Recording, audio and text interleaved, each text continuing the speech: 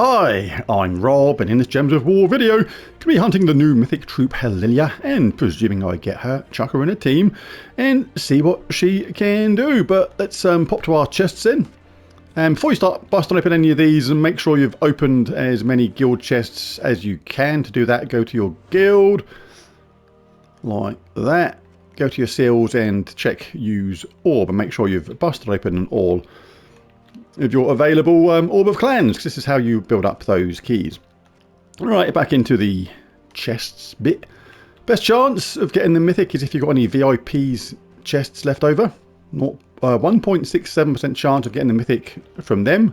Next best is a guild chest, which is why it's really important to make sure you've got as many of these unlocked as possible, with a 0.11% chance of getting the mythic from there. Then next best is gem chests. Good old gem chests with a 0.1% chance. And then after that we have the lowly glory chests, where we have a extremely low 0.01% chance. It's a last resort, but hey, a lot of people have got a heck of a lot of glory keys left over, or a lot of glory, so you can keep on busting open them and seeing if you get lucky. I've only got 207. Let's see if I get really lucky. I'm going to open one. This has been the biggest fluke in the world if it happens. Of course it didn't. It was never going to happen, but hey, it was fun. Was it? Was it fun? If that's some sort of fun, then it's a bit tragic really, isn't it? Anyway, I'm going to open the rest of these just to get them out of the way. There you go. Right. Now let's work on these guild chests. One of these mythics I think is going to be enough. It's not a sort of thing you... Oh!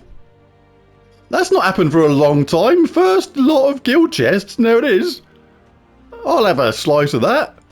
Right, I've got her leveled up and got her traits. Let's take a quick look at her elite level, see if she's worth spending those extra resources on to give her more power. No magic boost. That's a little bit disappointing.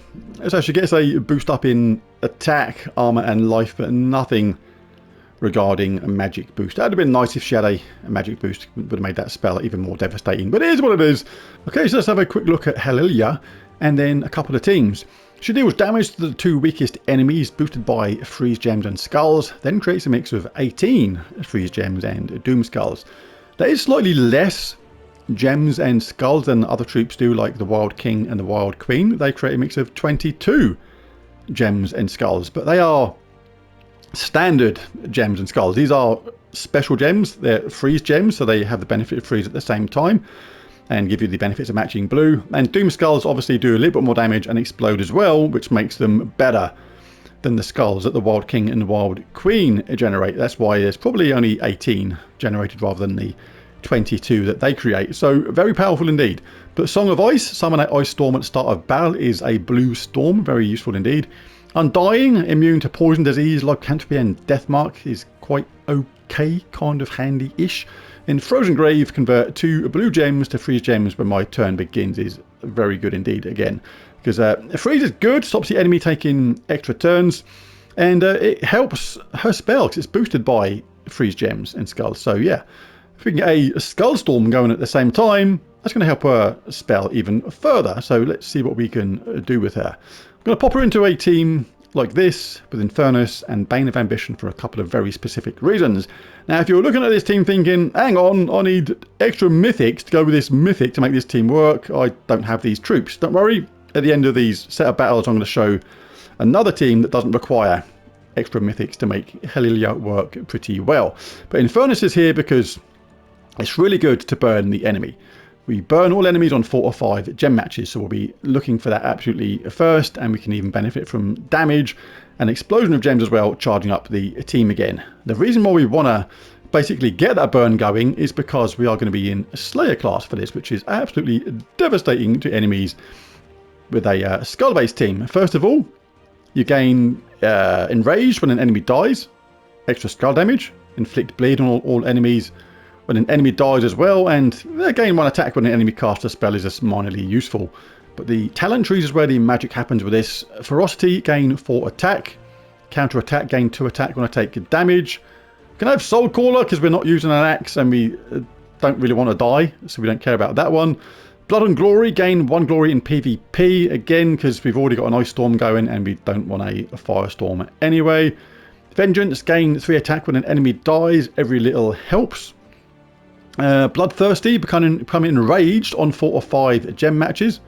You can have Swift Curse as well if you like, but I do like Bloodthirsty. And Fireblade, this is the key to it. Deal triple skull damage to burning enemies. So triple skull damage to burning enemies. When we get a 4 match with Infernus, we're going to get all enemies burning. And when we cast something like Helilya and create all those skulls, then that's going to be hopefully really, really devastating.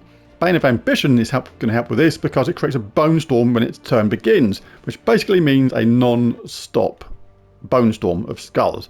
Really, really devastating. Just get a 4 match and just go for it with skulls. And we can be protected as well. The reason I've gone with the Eruption of Roses, it not only explodes green gems, which charges up Helilya, but also gives a random status effect to all Fey allies. She is a Fey. As well as that, we're going to get Tangling, which is going to entangle the top troop. So if you can cast this first, get the top troop entangled when you cast Helilya, and if you get lucky with those skulls, happy days, but sometimes you'll cast it and it will set up the enemy with a load of skull hits. If they're entangled, you're not going to get bashed by your own skulls, so a nice way to go about it. The banner for this, I'm going for a good old +2 proud banner from the Proudlands. You can go with many banners for this, but you can go with +2 blue if you like, because we use all the colours, so it's a decent team for that. But +2 red it is for me. So well, let's take it out there into a Explore 12 quick, show what we can do. Got a Medal of Arnu for this to give ourselves a nice quick start with mana, and 2 Medals of Seasons. If you don't have Medals of Seasons, pop on Medals of Aranya. It's just simply to get that skull damage boost. And I'll show an alternative for this team as well. Get it? Not everybody's going to have all these mythics, and we've had a couple of skull hits already, just wiping them out really quickly. Let's cast the weapon. That's got Helilya up. We've got our spell coming now. Oh, see, that's why it's really important to actually cast that and get the top troop entangled. I'm glad I've done that in a way, because we were then safe, because Helilya kind of messed up a little bit on her spell, but she did leave some skulls behind to allow us to wipe out. And that's when it kind of goes wrong a bit. Let's hope it goes a bit more right now on this one. But the Bone Storm, really useful, really important to get that 4 match though, get that burn going, and then we get this nice triple skull damage. Let's see if we can get the Mythic troop charged up. Well, we can't say no to that while it's there. Might as well grab it. Grab it. What we got? Will that charge her up? Yes, it will. Right, see, you can cast it, obviously, without... you can cast Helilya without casting this first. Obviously, it's safer if you do that, because you get the entangle, but if she makes matches, then she's just going to absolutely devastate. Look at that. Awesome stuff.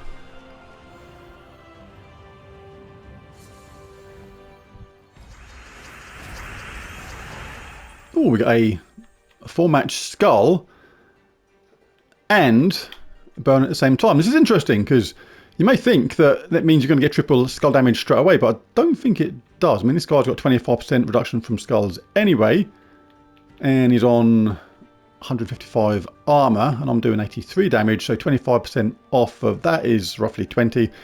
So if I do like over 100 damage, then the triple skull damage has been brought into play, but I don't think it does. I think actually you do the skull damage first, and then this comes instantaneously sort of afterwards. Yeah, so you didn't get the skull damage straight away, but you will actually get the triple skull damage from now on, as we just quite handily there demonstrated. Let's get Helilya up if there's anybody left at the end.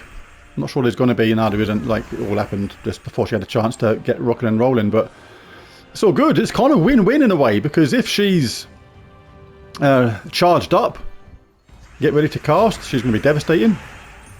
If your team has had skulls appear because of this constant bone storm, and you've got the triple skull damage going and you've killed them anyway, then who cares? You've won anyway, and that's the idea.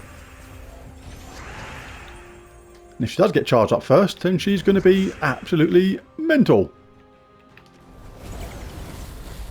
Let's see if we can give her a little bit of glory.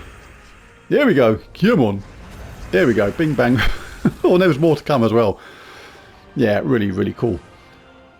Now here's a alternative way of going about things if you don't have those 2 extra mythics in that last team, you can go with something like the Ghost Queen. This gives undead allies a 50% start with mana. Helilya is undead, so she'll benefit from that. If you don't have the Ghost Queen, you could pop in King Oberon instead. He gives Fays a 50% start with mana, and she's a Fey as well, so she would benefit from that. Pretty nifty. Leprechaun, you can just start with a nice empowered start battles with full mana, explode gems right off the bat, getting the team charged up. So apart from that, it'd be kind of the same kind of deal. We'll use Eruption of Roses to generate mana as well as keep ourselves safe from any skull hit retaliation, which is pretty cool. There is a way of getting the burn going pretty easy with this. If you go with Fiend Fire, you can actually burn all the enemies with this. Damage to all enemies boosted by Daemon allies, then curse and burn all enemies. So you can get the burn going, so you can get that triple skull damage. It's a bit more dangerous because we don't get the safety net of the entangle from this. But this will be a little bit slower than that though, but it is safer. So whatever you like. If you want to go for a more risky strategy, if you like, you know, with Fiend Fire. You want to go with this one. This is safer because it gives you the choice. You can either wing it straight away and just go for it with Helilya, or you can cast this first, generate mana for the team, and get the benefit of that safety net of the entangle up top. I know we can get this, but there's no need to, but we will, because basically it gives us our charge on our weapon again. So let's cast this. There's the damage. There's all the skulls. A lot of damage. First enemy down. She's charged up again. Let's go for it again. A couple of hits there. They're dead again. Taking a couple of hits, so let's make sure we get them entangled. Safer. Go for it again with Helilya. Again, let's get that entangle going. And you can finish off with Ghost Queen if you want. Why not? Let's give everybody a little bit of glory. So that is an alternative way of using the team, but I do like that first one just because of the skull devastation and the way it burns all enemies easily and things like that. But yes, a really cool troop, like her a lot. So yes, there's a video. If you enjoyed it, it'd be really cool if you bash that like and subscribe button. It really does help. But most of all, thanks for watching. Catch you again in the next one. Bye for now.